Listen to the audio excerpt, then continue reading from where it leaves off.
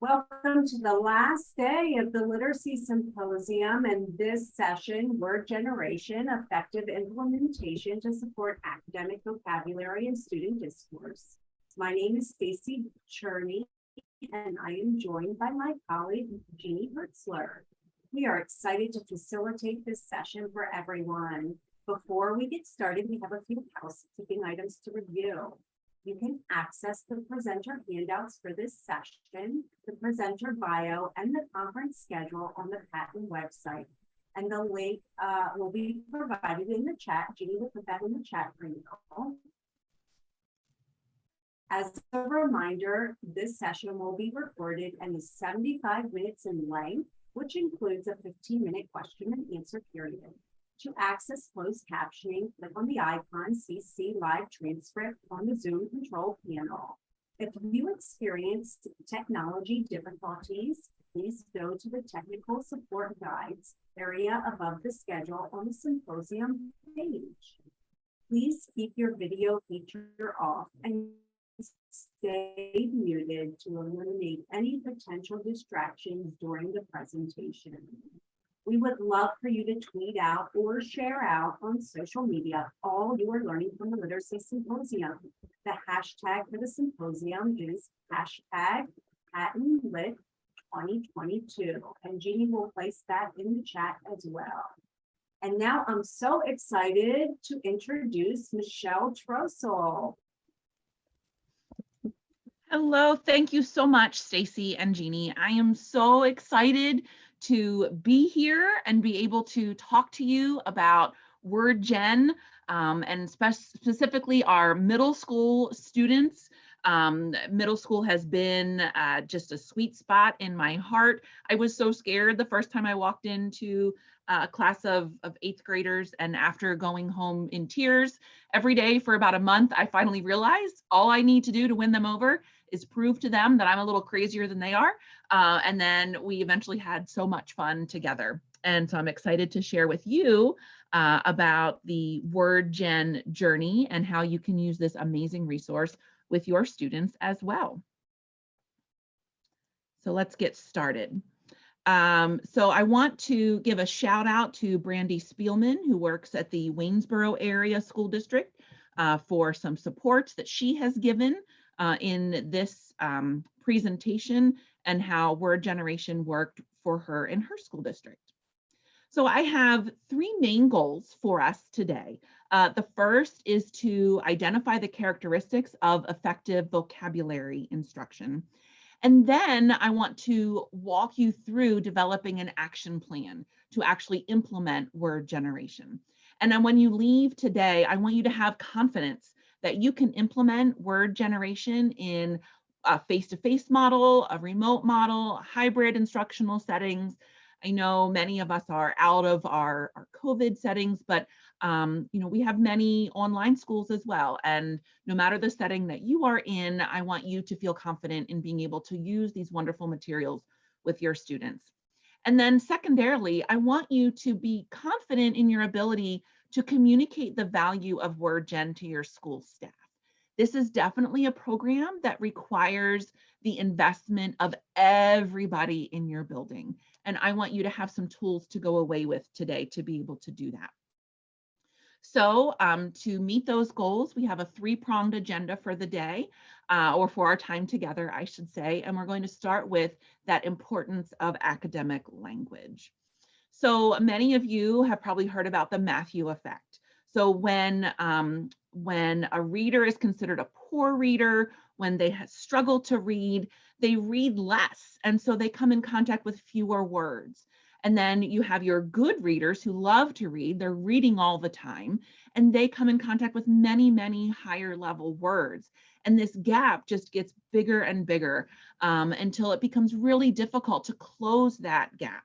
And one thing I love about Word Gen is that the goal is really to close that gap and bring those poor readers up in their confidence level and in their word knowledge level. So just a little bit more about this diversity of readers that we have. In looking at the NAEP, the National Assessment of Educational Progress, the 2019 scores, you can see that we only had 29 plus 4, I'm not really a math person, but I think that's 33. 33% of students at grade 8 were considered proficient or advanced. I don't know about you, but that's not good enough for me. I think we can do much better than that for our students. And then if we look at some breakouts of some subgroups, we can see that while 42% of white students were scoring proficient or above, only 15% of the Black students who participated in that assessment were scoring proficient or above. And again, that's just not good enough for me. I think we can do much better than that. And then looking at some other subgroups. First, we have our economically disadvantaged students. And you can see this huge gap over here, an average score of 250 for students who qualified for that free lunch program.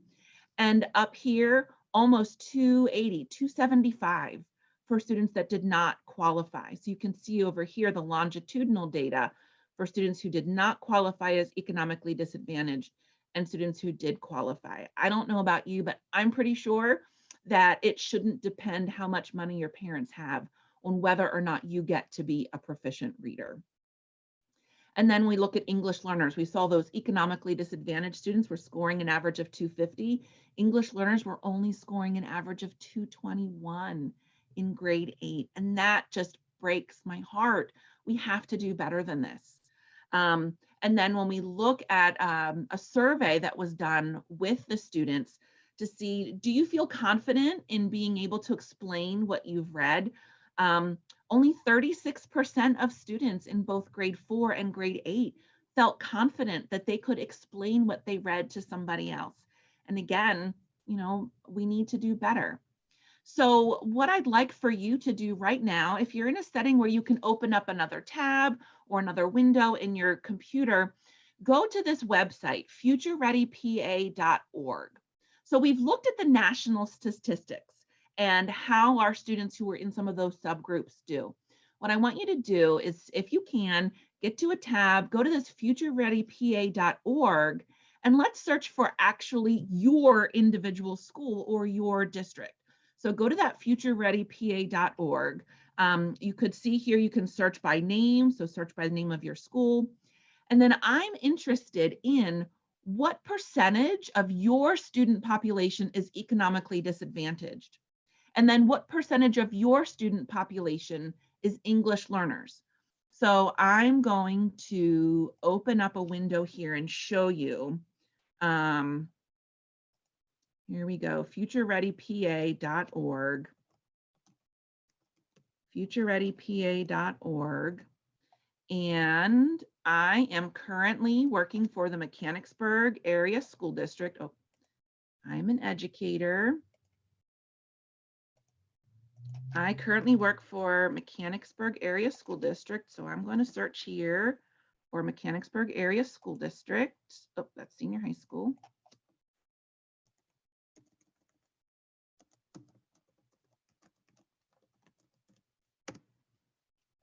Okay. Mechanicsburg Area School District, here it is. And then let me go in here to our middle school. So I'm going to click on the middle school. And here under school fast facts, I can find our economically disadvantaged students are 36.6% and our English learners are 4.2%. So you actually have access to an open chat.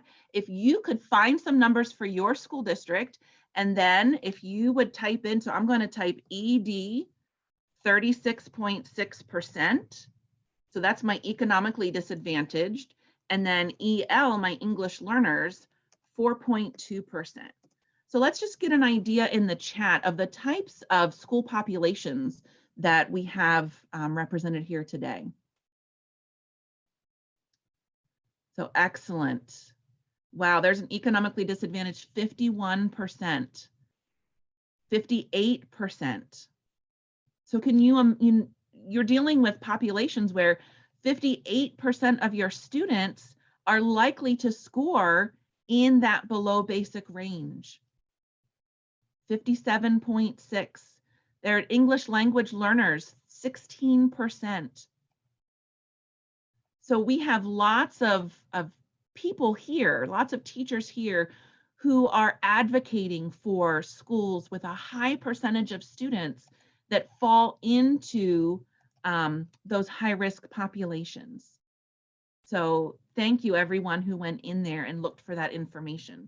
So this is helping to build a little bit of the compelling why for why your school needs a systematic way of approaching your tier 1 instruction in a way that supports those learners who are likely to experience some difficulty. So I want to bring your attention to this IES practice guide. If you were in Anita Archer's session from Tuesday, like I was, she did some talking about this practice guide, how to improve adolescent literacy. What I love about these practice guides is people went and did all of the research work for us and then translated that into some action steps that we as teachers can take. So in the practice guide, one of the recommendations is to provide explicit vocabulary instruction. And then you can see the other 4 recommendations listed here.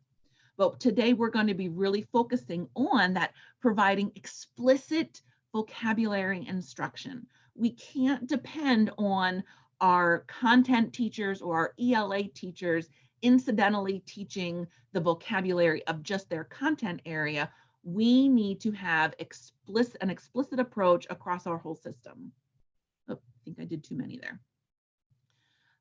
So I pulled out for you some key points from that, from this section on providing explicit vocabulary. I've done this presentation in a 5-hour setting before. So in trying to squish it down to 1 hour, I pulled out an interactive activity here. So I'm just going to give the key points to you. So some of the key points are, as students are progressing through the grades, our print vocabulary contains words that are increasingly not part of our oral vocabulary. So when I'm working with a 3rd grade student, most of the words they're going to read are words that they already know as part of their oral vocabulary. When we get up into the middle school and high school grades, that becomes increasingly rare, and students are going to need to be taught these words. They're going to need to have skills to figure these words out on their own.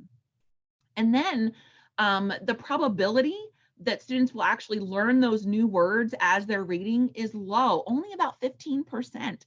I know I used to tell my students all the time, well, look for the context clues, look for the context clues. And so often those context clues are very ambiguous. I'm going to give you one quick, fun example of how learning a word in context can be extra tricky. So I have 2 children. When my youngest was 3, she's only 4 now, so this wasn't that long ago. When my youngest was 3, every now and then she would like get away from my husband while he was changing her, and she would run, you know, her little birthday suit over to where I was, and she would jump and she would say, "I'm soaked." And then she would run away to finish getting dressed. And I was so confused. She kept saying, "I'm soaked." Why is she saying I'm soaked? And then one night I'm getting her out of the tub, and I realized as I put her down on the mat, soaking wet, I said to her, "You're soaked."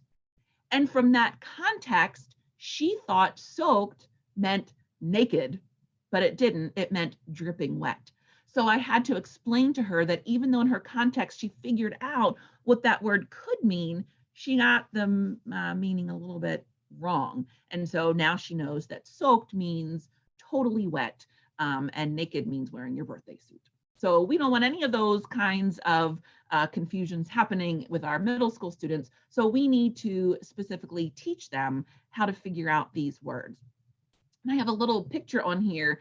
Even though we think we know the definition of a word, we might not actually know. If we know that concrete is that stuff the sidewalk is made out of, but then we read about concrete thinking, we might get really confused. And so we need to, especially with our English learners and our economically disadvantaged students, teach them that words in English can have more than one meaning.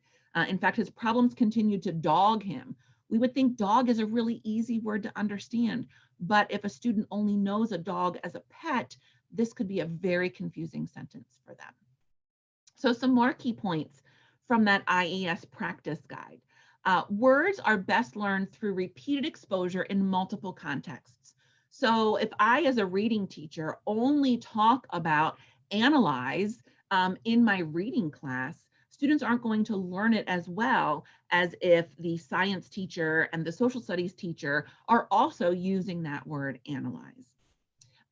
Integrating that vocabulary into that content area curriculum really enhances a student's ability to learn that word.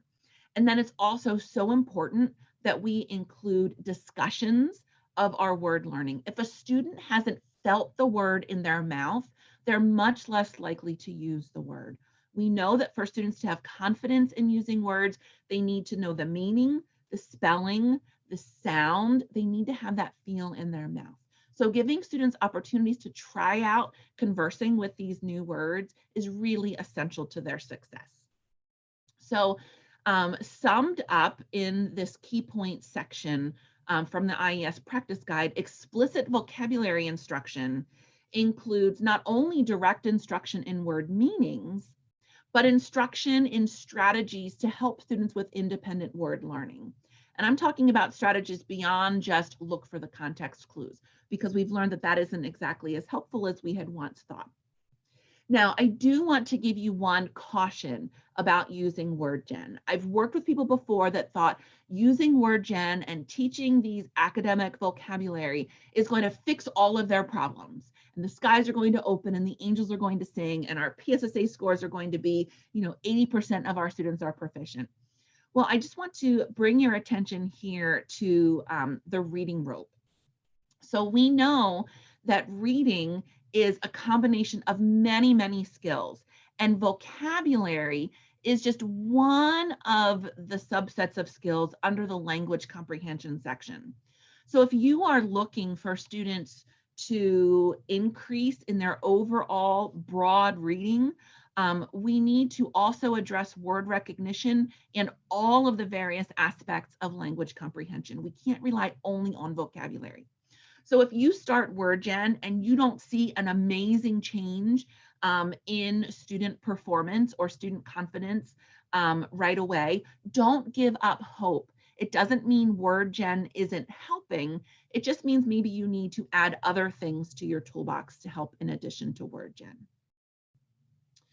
All right, so we went over those key points from the IES practice guide, and they also provide sort of a checklist for carrying out. So these are the 4 things that you need to remember to do in order to provide that explicit vocabulary instruction. A portion of regular classroom lessons is dedicated to vocabulary. There's repeated exposure to words across multiple contexts. There are opportunities to use words not only in writing and reading, but in discussion, so speaking and listening. And then again, providing those strategies to help students be independent vocabulary learners. But what does all of that really mean? So let's talk a little bit more about this. So WordGen really helps to hit all 4 of these. I am going to stop talking for a moment and allow Catherine Snow, the primary creator behind WordGen, to tell you about how the WordGen approach helps with this to ensure recurrent exposures.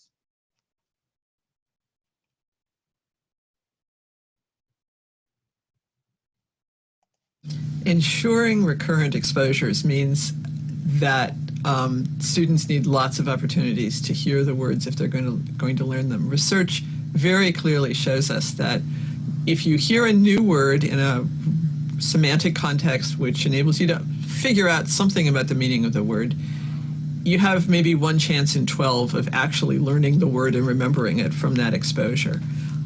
Furthermore, many semantic contexts for novel words don't really give very much information about the meaning, so there's no way you could learn very much about the meaning of the word from a first exposure.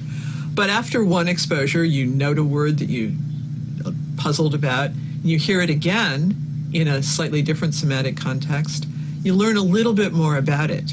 If you hear that word 10, 12, 15 times over the course of a few days, you're very likely both to have learned what it means and also to be able to remember it and want to use it again.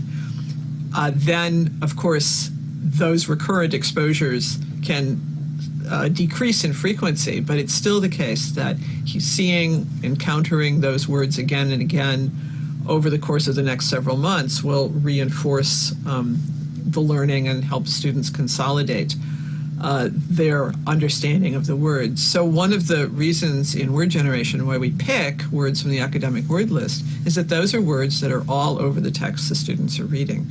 And so the little bit of learning we give them, the 20 or so exposures that are provided in the context of a 1-week word generation series of lessons, is then reinforced when students see those same words in their history text, in their math text, in their social studies text, in their science text over the course of the next several months. Okay. Thank you, Catherine Snow. I have also embedded in the handout several links to the WordGen website. This website is packed with resources, so much so that it can become a little overwhelming to go in and use it. So I wanted to help walk you through some of the parts of the website that are going to be really helpful to you. So this is the link for the main page, which is going to tell you a lot about WordGen. You do need to create a free account in here, and then you'll be able to download all of the materials absolutely for free. And then we have this vocabulary instruction site that lists some of the myths of vocabulary instruction and what the truth is. So we've talked through a few of those based on that IES practice guide, but that's also a helpful reference for you to be able to have. All right. So a note on the choice of series. So WordGen has 3 different series. They are not sequential. You can use them in any order, and materials have been added for grades 4 and 5 as well. So that's really exciting. Now, the grades 4 and 5 materials are arranged slightly different because most grade 4 and 5 classrooms are self-contained. So they are organized in the understanding that likely the same teacher will be presenting all of the information. And then the middle school series are organized in such a way that they are assuming likely different teachers will present, but it's very flexible for you to be able to organize in a way that works best for your situation. So again, you don't have to use these in any specific order. You could have each grade do a different series. Many middle schools are either 2 or 3 grade levels. So you could have, grade 6 always does series 1, and those teachers can become experts in series 1. Grade 7 could always do series 2, grade 8 always series 3. Noting that series 3 does contain additional supports for English learners. My personal preference is that the whole school does the same series and you just rotate through. So your first year you do series 1, and then the next year series 2 and series 3. And then by that time, all the students have gone through the building if you only have 3 grade levels or fewer. And then you can go back to series 1. If you do have a high percentage of English learners, you may want to start with 3 to give your teachers an idea of those additional English learner supports that could then be brought into series 1 and series 2. And again, I have the link in here where you can go create your account and download those materials.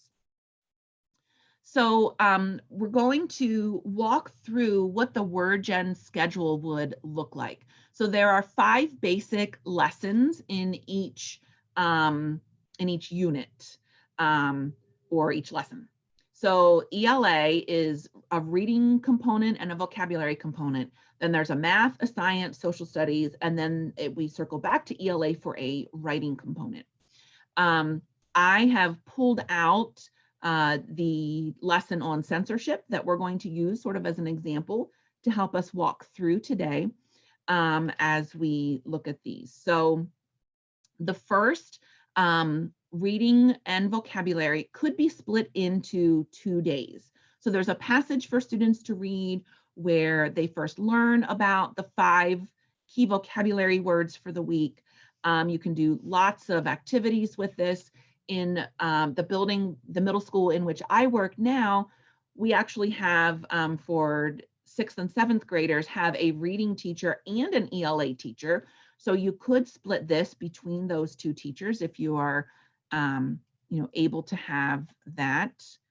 Let me see here if I can get into what I have opened up. I can't see. There we go. So here is an example. This is the first part of the censorship unit. So you can see there's a short passage that students will read. Our keywords for the week are access, civil, despite, integrate, and promote. And then you can have your students interact with this text however you do. We do a lot of text marking, transacting with text. However you find that your students interact with texts is how you can approach this. So you're going to mark in a way that works for you. And then next comes a vocabulary portion. So the teacher's going to introduce officially the 5 vocabulary terms for the week. And then students will have some turn and talk questions that they can complete. So what's really important here is that you have great guidelines for that partner discussion, because this can become a behavior issue really quickly if you don't have those great processes and procedures for your students. So I'll show you what this looks like.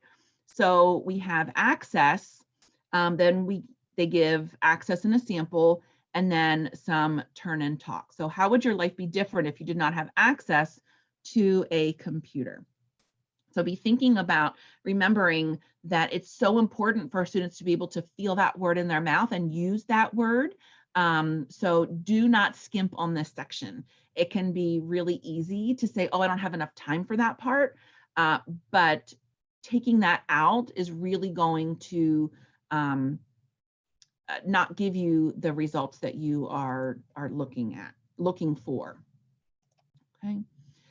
Using some technology can really help to jazz things up. There are Quizlets already out there for word gen that you could use. You don't even have to make your own. I did want to also bring in here, I don't think they really give enough information in how to teach the words. Just reading students the definition, an example sentence, and then having them talk about it, it doesn't really give the depth of knowing a word that we want our students to get to. So I wanted to bring in here Dr. Anita Archer's direct instruction example. So you need to introduce the pronunciation of the word. Today we're going to learn about the word promote. Everybody, what's the word? Promote. Then we're going to provide a student-friendly explanation of the word's meaning. I like explanation or description rather than definition, because definition seems really dry. But if you think about providing an explanation or a description, that helps to bring the word to life. Then you're going to illustrate with examples, perhaps non-examples, if that would be helpful. And then that check understanding by asking questions. And that could be where that turn and talk would come in.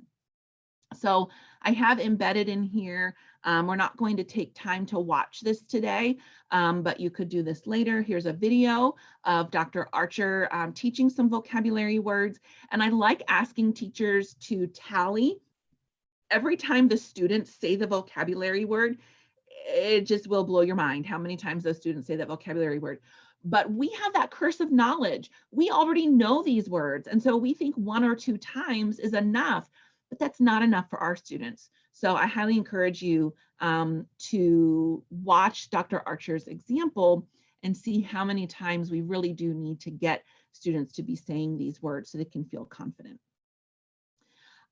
Also, I like to bring in the levels of knowing a word to help beef up this vocabulary learning section. So this comes from Dale, 1965, and I have a link to a Reading Rockets article that talks more in depth about this levels of knowing a word.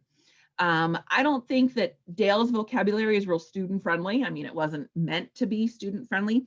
So I like using some of the terms from down below. So one can be, I've never seen this word before. 2, I've seen it, heard it, not really sure. 3, I think the word has something to do with a certain content. And then I know this word and can use it correctly. If we really want to get student friendly, then we can back that with, you know, this word and I, like, we're strangers, don't know them at all. Or we live in the same town. You know, I've heard it before, not really sure what it means. We live in the same neighborhood. It means I have an idea of what it means. And then, you know, we're besties if I can really use this word in reading, writing, speaking, and listening. So this levels of knowing a word is a great way to even get a pulse of the class.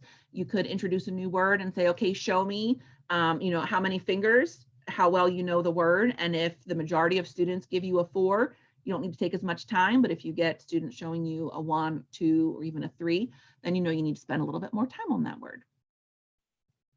I am a huge fan of word matrices. So you can find a great bank of these word matrices from Jason Wade Education Base Bank. So I'll send you there. What we do with this is we're looking at the base of a word, and then what can we add to that word, either as a prefix or a suffix, to enhance or change the meaning of that word. So we can see lots of word sums down here. I have one for, so one of our words from this particular word gen lesson is promote.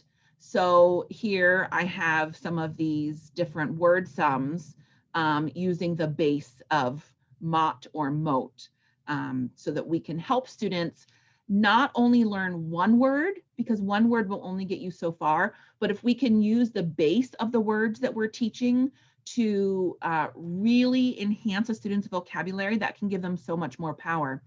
Plus, if I'm focusing on mote here, and then a student 2 weeks from now reads a different word with mote in it, that will give them a clue, that will help them with their individual word learning. I'm not just looking at the context clues around the word, but I can look inside of the word to find ways that I can know this word and how to better use this word.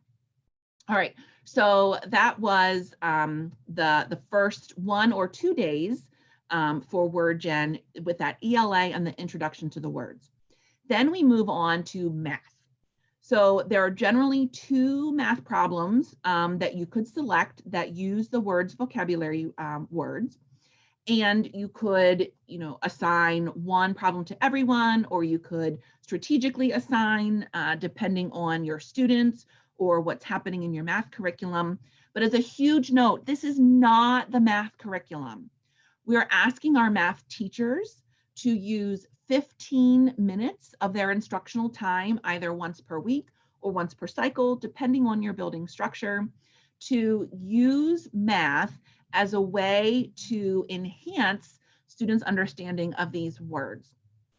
Now, what is really helpful when we are looking to build that buy-in for our teachers is to say to our math teachers, hey, this is a way for you to be able to spiral in some of those concepts that can be really difficult for students to master. So if we go here to our example packet, we go in here to math, and here we have a little bit for students to read and interact with. And then we have 2 options of math problems that you could look at. Here we're talking about percents and fractions. We always know those are tricky for students.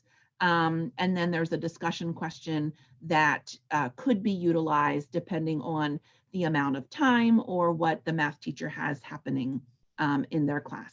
But that is a great way for the math teacher to be able to build in vocabulary and revisit math concepts that the students might need help on or could always use help on. So once students have then encountered these words in the math context, now we're going to go to the science classroom. And in science, there is a scenario that's going to relate to that essential question and use those vocabulary terms. Again, this is not the science curriculum, but remember, the science PSSA really kind of is a reading test. There's a lot of reading happening in there. And often if students are able to comprehend the reading in the text, they can often figure out a lot of the correct answers. So what we're doing in this part is we're helping students develop thinking scientifically. We're often using these current events. Again, just like math, we are bringing back those concepts that students often have some difficulty with. So I just want to show you quickly our science page here. So we're going to think scientifically about censorship. And then here we have a chart that students are going to work on this survey and making some inferences about the survey and then have a discussion. So this is a great way to, again, bring back these words in a new context. We know that students get to know words even better when they see them across multiple contexts, and we're doing this while thinking scientifically. And then after we have been in ELA, we've visited math, we've visited science. Now we're going to visit the social studies classroom. And in the social studies classroom, we have a debate. Students really love to be able to tell that they are right. The middle school time is when they're really beginning to form their own opinions, their own identities. And so this is a wonderful opportunity for students to sort of play that out. What's really important here for the teacher is to pre-teach what respectful discussion looks like and then stay out of it. So we are looking here for students to be talking to each other, not to have a whole conversation that is mediated by the teacher. So you could do these discussions, these debates, whole group, small group. On the WordGen website, there's an online platform that they've partnered with to support online debates if you would like to partake in that. I would recommend starting whole group at the beginning of the year, and then maybe you can move off into small groups once students have really internalized how to have a respectful discussion. There is a great video here. I'm looking at the time. I'm not sure we're going to have time to watch that video, but there's a great video here from students who have participated in the debates related to WordGen. New York City did this great program where many schools across the city were using the WordGen materials, and then they would get students together across buildings to participate in debates. I do want to go here to the WordGen website and show to you these wonderful supports that they have to improve the debates in your classroom. So this video right here, Kathy O'Connor is explaining what I was just talking about, where a debate is not one student says something and then the teacher says something and then the teacher goes to a different student who says something that may or may not be related. We're looking at having students talk back and forth to each other. So we have some talk moves here that we're going to talk about again in just a moment. And then down here are some other activities that students can utilize, that you can utilize to really help students with this debate. One of my favorites is this opinion continuum. Let me make it a little bigger for you. So here we have a debate about hunting. So all the way on one extreme, we have hunting is bad, like should never happen, and hunting is good, the other extreme. I don't know how you're feeling, but right now I feel like a lot of our society is in these very black and white, yes, no types of discussions. And being able to show our students that there's a whole continuum of belief in the middle, I think is going to be really important for us. So the way to encourage students to use this is to choose two opposing positions and then go around and ask their classmates, where do you fall on the continuum? So here, using this hunting example, Jaden is saying, well, if it's part of your culture and if you eat the meat, it's okay. But if you're just doing it for sport, I'm not really for that. And then over here, Alyssa, if it's regulated and if it's helping to maintain a healthy ecosystem, in my area of Pennsylvania, there are a lot of deer. And while I am not a fan of hunting, I know if the deer get out of control, we're going to have bigger issues. And so, deer hunting season helps with that regulation. People are eating the meat. That's part of, what they do as a family. All of those explanations of that continuum in between that black and white is really helpful. So there are parts down here. And then what I also love about this is we have these sentence stems. Dr. Archer also talks about this. Even our middle school students, even our high school students can benefit from having sentence stems, us getting them started in how to talk about what they've learned. So I wanted to really point out that resource for you so that you can perhaps use that with your students. Oops, sorry, way too far. Here we go. So then we come back on the last day to ELA again, and there is a writing opportunity. So let's go into our example packet. So here in our example lessons, here would be our debate. Either one end, students can read anything they want. The other end, adults should be the ones to select all of the books for students. I think this one would also be another great one for that opinion continuum. Then inviting the students to support their own opinion with clear and specific examples, using the words from the word list, either from this lesson or previous lessons. Yes, so this is where students are going to then write their essay. So using, again, like I said, words from this lesson or previous lessons could even be pulled into here. And then what's really important for this, as far as the teacher view goes, is making this manageable for yourself. I know our ELA teachers in grades 6, 7, and 8 sometimes have 150 students. If you're asking your 150 students to each write one essay a week on these words, you're going to just be doing nothing but grading these. So make it easy. I like focus correction areas. Dr. John Collins talks about these, maybe having a thesis and tell students, write your thesis sentence and then circle that. And then all you have to do to know did they have their thesis was go in and check what was circled. So make it whatever you want, but make it simple for yourself. So academically productive talk. We've talked about how it's important for students to use these words, and we've talked a little bit about the debate, but there are many ways that teachers can use very specific ways of encouraging talk to make these discussions in WordGen and even in the rest of your class be even more productive. So if we had time, I would send you to breakout rooms and have you each go to this link and watch a short video on what these different academic talk moves are, and then come back and share something you knew, KNEW, or share something that was new, NEW.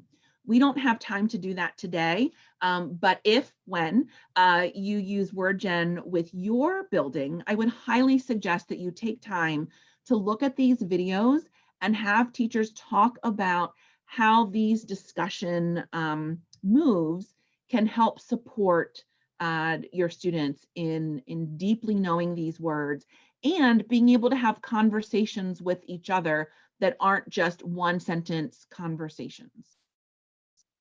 So a quick note about English learners. We need, again, that reading, writing, listening, and speaking. Students may have the concept, but just need an English label. So don't assume that just because a student is an English learner, that they don't know anything about the words. They may know that concept and just need to have that English label added onto it. Something else about English learners is I recently learned that if you would give the access test, which is the assessment we give to English learners to determine their level of English proficiency, to a student who is economically disadvantaged, that economically disadvantaged would on average score about a 3, which is right in the middle of that English learner continuum. So I like to really focus on using those English learner strategies with my economically disadvantaged students as well, and with all students, because we can all benefit from this very specific and intentional language instruction. So I love this taking it up a level handout from WordGen. So helping our students practice that code switching. You know, I don't know how many 8th graders are going to be talking about Syria or, you know, current events with their peers, but if they do, you know, it might sound like this. But when we're talking in schools, we use a much different kind of a language. So just helping students to really know the difference between how I speak in different situations. And then there's a great section down here for students to work together to write a casual conversation and then turn that into an academic conversation. Again, this is one of my absolute favorites. If you want to bump it up a notch, then have students sort of rehearse or perform their conversation as a reader's theater. You can work on some fluency and prosody skills when you're doing that work. I love when we can get multiple purposes from one activity. And that's one of the great things about WordGen is it packs so much into here. So right now I'd like to revisit and reflect on those 4 checklist items from the IES practice guide. What we're going to do is a very quick activity called a chat waterfall. Now I'm going to tell you how it can go wrong because I seem to do this wrong every time. When you put something in the chat, if you hit enter, it's automatically going to post, even if you're just trying to get to a new line. When you hit enter, it's going to post. So avoid hitting enter. So what I would like you to do is think about these 4 items on the checklist and choose one, and then think about how does WordGen support that item on the checklist. And then in the chat, you're going to put either A, B, C, or D for whichever one you chose. And then just a quick sentence about how does WordGen fulfill that item on the checklist. So I'm going to give you about 30 seconds to enter something in the chat. And then when I say waterfall, you are going to hit enter and we're going to see everyone's ideas at once.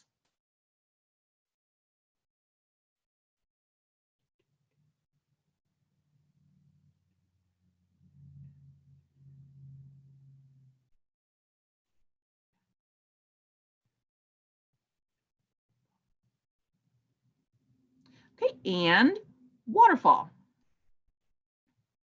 Thank you. Yes, I'm seeing lots of different letters, lots of different parts of the checklist. Some A's, some B's, some C's, some D's. Excellent. Yes, this is the beauty of WordGen. We can hit all 4 of these checklist items in one product that takes about 15 minutes a day out of a student learning day. So that was a lot of information about WordGen. Take a deep breath. I'm sure that a lot of you are thinking, okay, this is great. You've hooked me. I think this is wonderful material, but how do I actually practically make it work for me? So there are some practical decisions that you need to make. And I've included in the handouts for you an action plan template that I'm hoping can support you going through these different areas. So first, you need to choose how you're going to organize your series. Are you going to have different grade levels do different series, or are you going to have everyone do the same series? So you need to make that decision. Scheduling. So how is this going to fit into your current model? Are you going to do a Monday through Friday model? That could make more sense to students. But if you are like a lot of schools and you have off for, those bank holidays that are mostly on Mondays, always missing Monday makes it difficult. Do you work on a day numbered schedule? For instance, the middle school I work with is on a 1 through 6 model. So maybe we could do it that way. And since we have 6 days, maybe we divide that first lesson into 2 days. So we have our reading on one day, and then we do our vocabulary, and then we move through math, science, social studies, and then back to our writing. You need to make some decisions about materials.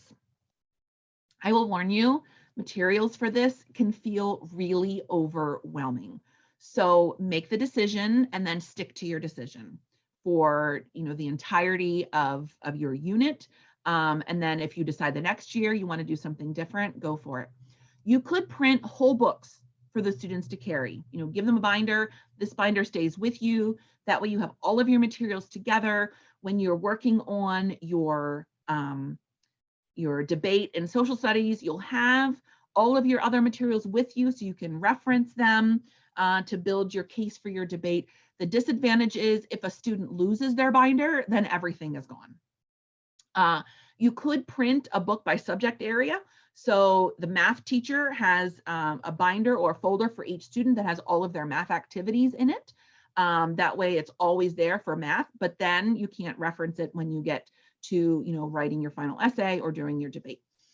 Or you could use the materials exclusively on the computer. You don't have to print anything. The materials are available if you happen to be a one-to-one building and students always have a device. The materials are always there, but you have to be comfortable with that technology, and it also makes some of that transacting with the text more difficult. You need to make some decisions about grading. There needs to be some consistency.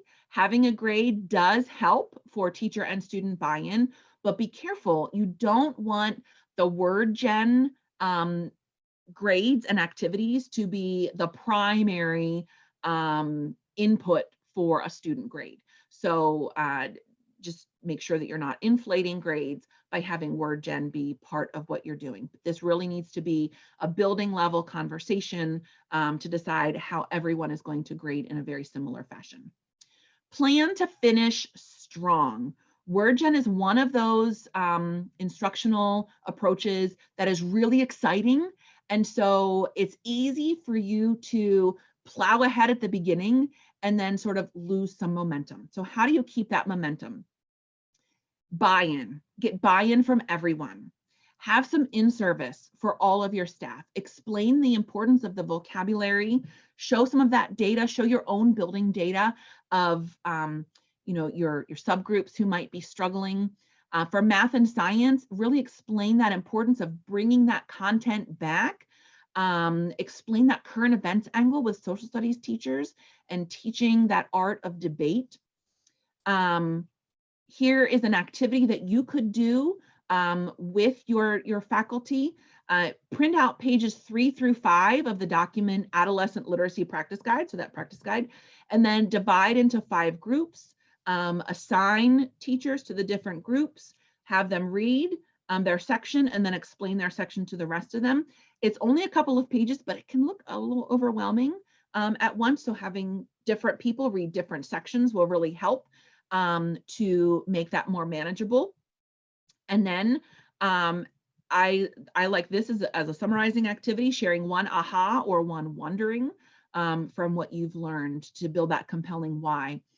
You could do this PD activity that I talked about earlier with that academically productive talk and how these talk moves can help in all of your instruction. Some more tips for school-wide success. Use that essential question and communicate on a weekly basis. If you have a weekly newsletter, for instance, that goes out to your staff, include this in that newsletter. Have a bulletin board somewhere that people will walk past regularly that talks about the question and the vocabulary. Use this as part of your daily announcements. Include non-core teachers in the program. How can your PE or your art teachers support what's happening in the content classrooms? And get your administration involved in fun ways. Have them maybe come on the announcements and support in a fun and special way. Know that some of the lessons handle some pretty controversial topics. So be prepared before you begin. Look through every lesson in the unit before you decide which unit you're going to choose. You may need to not use a couple of lessons because they're just too controversial for your population. Be sure that you communicate with parents before you begin implementation of WordGen, and make sure that your school board understands what you're doing. I know in my district, the school board loves to hear from schools and new things that we're trying and why we're using them. So ask if you could have some time to present to your school board, to share with them the power that WordGen can bring to your school. Share with them the importance of talking about these current events, about teaching students these talk moves and discussions so that they can formulate their opinions and converse with others about their opinions so they can see those nuances in those topics, and then stick to your plan, whatever your plan might be. There have been some updates so that there are more materials available for remote instruction on the WordGen website. You can find all of the materials. I'm pretty sure they can be sent directly to Google Classroom if that's a service that you use. But remember, even if you are virtual, students need to interact with one another orally using the vocabulary. So find ways that students can have some synchronous interaction using that vocabulary. And then again, how can we continue to plan to finish strong? Build that school-wide excitement. Get the administrators involved. And then I ask you, who is your WordGen champion? And I would encourage you to have more than one WordGen champion. I will admit, I made this mistake myself. I brought WordGen to a school district for a building that was high levels of economically disadvantaged students. And we had some great successes. And then I left that building to pursue different opportunities. Soon after, the principal left. And WordGen is no longer being used in that building. I made the mistake of not preparing somebody to be the WordGen champion after me. So learn from my mistake. Don't make that mistake. Find more than one WordGen champion so that this instruction can continue. And then continuing, once you get started, ask students, ask staff, how can we improve this? How can we make this even better? Once you get to know the lessons in WordGen, is there a way that you could rearrange the lessons so that they naturally fit with the curriculum that you're already teaching? And then maybe you want to create your own units to reflect more current events that are not yet in WordGen. There are lots of things happening in our world that our middle school students need to have a safe place to process through and to think about. So how can you use this avenue of WordGen to give them that opportunity? All right, so I have done a lot of talking at you. I also wanted to point you to, I've created quite a few s'mores to help with different aspects of instruction. And there is if you go to smore.com/N4U8M, a lot of the things that I have shared with you today regarding WordGen are listed on that s'more. And if that could be a help to you as you think about sharing this with your administrators or the remainder of your faculty, I encourage you to use that. And all of my s'mores can be found at Michelle Trostle 9 at s'more. And there's my Twitter handle. And I hope that you found some nugget of something that you knew, KNEW, before, and something that was new to you, NEW. So Stacy, Jeannie, I've not been really watching the chat other than those two activities that I had. Do we have any questions floating out there? Well, there was one question that came in directly to me, so you would not have seen that one. And the question was about if this had to be used school-wide, or if there was an option to use it as an intervention program. That is an excellent, excellent question. It does not have to be used school-wide, and it doesn't even actually have to be used in middle school. So I spent a couple of years teaching high school reading, and I would print off lessons from WordGen to use with my high school reading intervention students. They loved the debate part especially, and they loved the topics. I could use some of the perhaps a little bit more controversial topics with those students. And then I just did the best that I could with the math and the science parts. But what I didn't show you are they do have teacher lessons that are annotated for the teacher, which helped, you know, this reading teacher to at least sound like I knew what I was talking about with the math and the science. So it definitely is something that you could use in a smaller context if you were not able to get all of your teachers and your administration on board using it. So excellent question. Yes, you can absolutely use it in an intervention setting. And then Michelle, this question came in right before you shared a slide that went over some strategies for L students. So I don't know if that slide answered. I think it did cover some of that, but I will just kind of sum it up again. And they were basically just, you know, asking how to promote the discussion with L students that were, you know, more of a level 1 entering, you know, their language development. And I know you also shared some resources. That first page of resources had L resource on it as well. So maybe you can talk about some of those resources and L developing language students. Absolutely, thank you. And I would really encourage you to go straight to series 3 because there are more suggestions in the teacher section of series 3 for supporting your English learners. One thing that I have found to be really helpful is even more than sentence stems, like going beyond the sentence stem and having close sentences, C-L-O-Z-E. So where you just have maybe 1 or 2 blanks in the sentence, going back to, oh, you might have to help me out, Stacy, I'm blanking.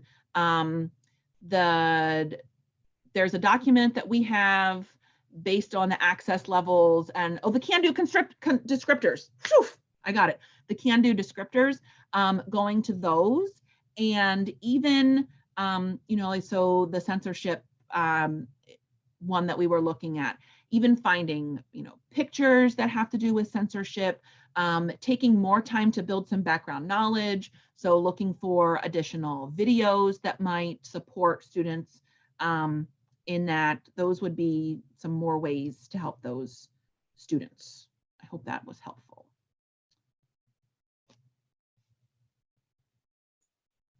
I just entered a link to those can-do descriptors, Michelle, into the chat, so that way folks can find them easily.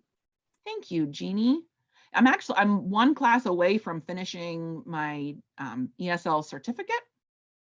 And I was hoping and planning that in those classes there would be a magic bullet to teach all of our English learners how to speak English in 6 months or less.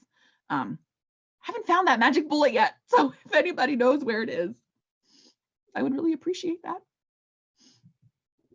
So it looks like 2 more questions just came in. What do the topics look like at the elementary school level?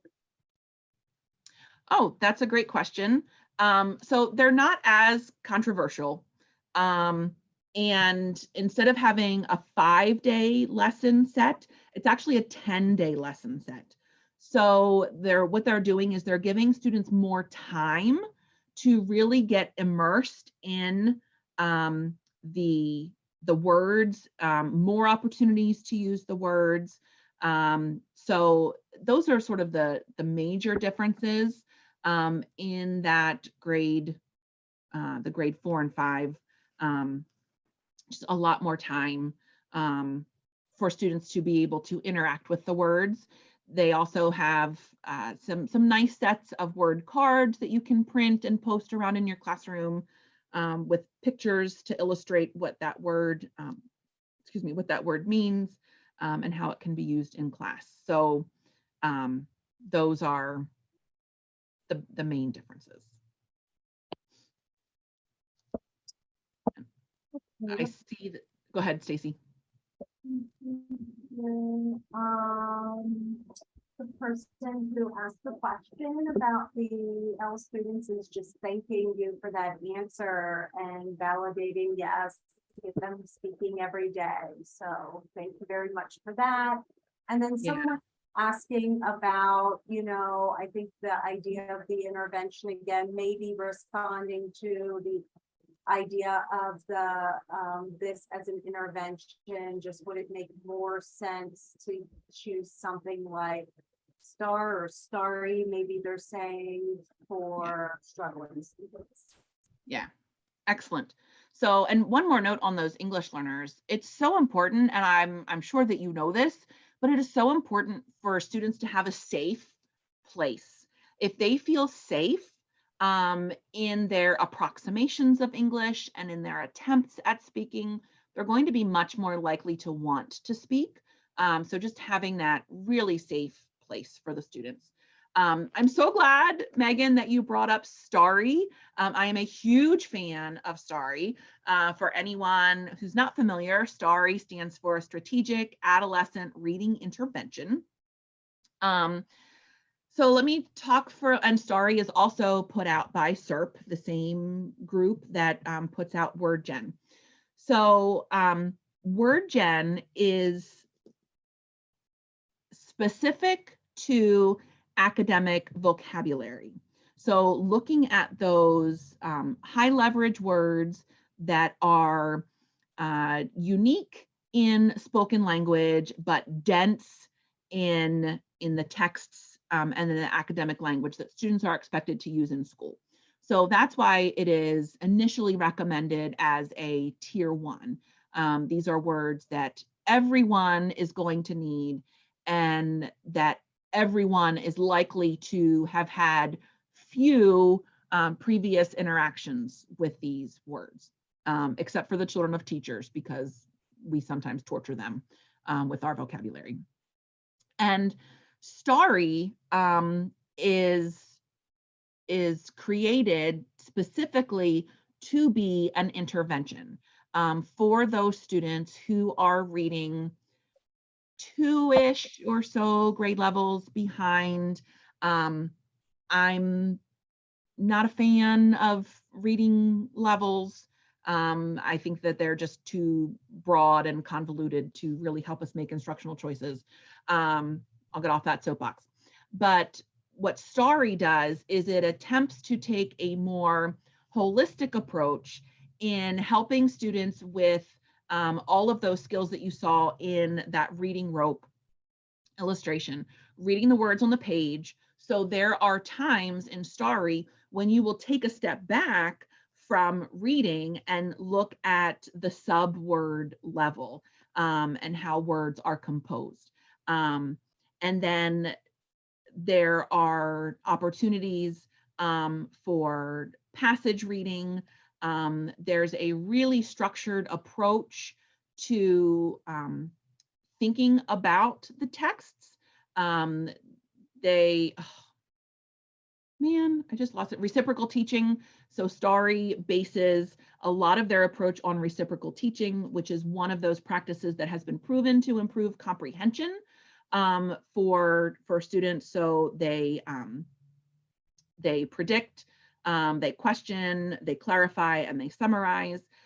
Starry also specifically teaches different levels of questioning. So write their questions, think and search questions on my own questions. It is an all-inclusive support for students to get better at reading at the word level and at the connected text level. There are also debates in Starry, which supports, again, that discourse level of student improvement. So they are going after very different things. If you have students that are, needing just that academic vocabulary piece, but if you, then word gen is a great choice. If you have students that need more support in how do I think about texts and how do I read words on a page, then Starry is a better choice. Again, just like I said, there's no English Learner Magic Bullet. There's no program that's going to answer every need that you have. I have found a lot with our students that the word level part of Starry is not enough. And so we supplement that. But we have high school students this year that, two specific examples. One high school student came back to her teacher. They were doing the unit called Telling Our Stories, and she came back to her teacher and said, I checked this book out of the library because I wanted to learn more, which, I mean, a struggling reader in high school voluntarily going to the library and checking out a book because they want to read. And then there was another student during class, they were doing a different activity. He said, oh, this is a right there question. I can find the answer right there. So Starry is really helping them to internalize those behaviors that good readers tend to do naturally. So that, oh yes, and Starry is free. The only thing you do need to purchase for Starry would be the text that go along with it. Word Gen is completely a self-contained free program other than the printing. You don't need to buy any texts beyond what is available in the program. And sorry, that was kind of a long Starry side spiel, but I really, really like Starry as well. We've used it 6th grade through 12th grade. So Maybe a future presentation. hey, who knows? Maybe next year I could do Starry at the, or in 2 years from now, I can do Starry at the symposium. Well, thank you, Michelle, and all who attended this awesome session that you provided for us today. The recording will be available on the Patton YouTube channel in the near future.